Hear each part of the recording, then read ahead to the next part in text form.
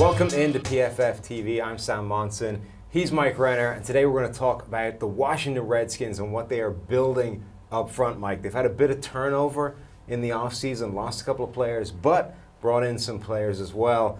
What do you think of this front four, your general perception so far? Yeah, I think it has, just the front seven has some of the fewest holes of any front seven in the NFL now at the moment, with all they've added to it in recent years, all the first rounders now, three guys there on that defensive line of scrimmage that they took in the first round, Jonathan Allen, DARON, PAYNE, the Alabama guys, and now Montez Sweat this past season. I think it has the makings of a defensive line that could stay together for 4 or 5 years now and be dominant over that span. And I think there's a little bit of the Philadelphia Eagles about them in terms of getting depth of a bunch of guys that can all chip in and get some pressure. There may be nobody on there who's going to get league-leading amounts of pressure every single season, but they have a ton of guys who can all be a factor in the pass game, whether it's Matt Ioannidis, Jonathan Allen, DARON PAYNE. Ryan Kerrigan has been their stalwart for years, and he's still getting a ton of pressure.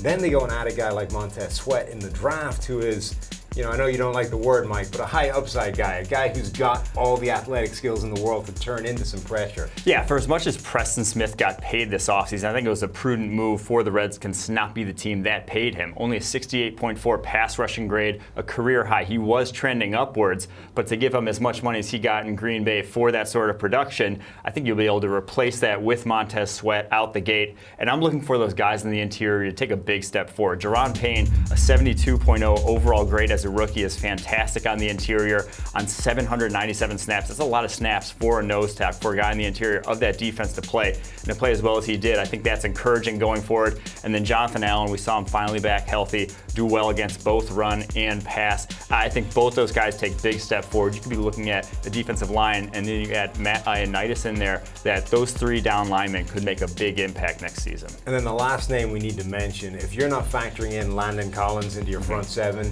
you're doing it wrong, because that guy lives around the line of scrimmage. He is a massive factor against the run.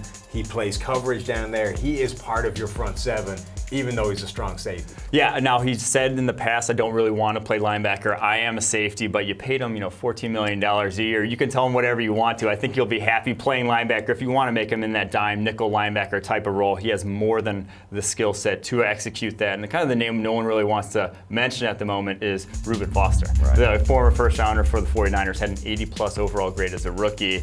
If he's on the field, if he gets back, from suspension or whatever, gets back and playing for the Redskins, they're going to get one of the better linebackers in the NFL for not too much of that. Right. I mean, we have seen in the past that Reuben Foster has all-pro kind of ability when he's on the field. The Redskins decided to weather that media storm by bringing him in.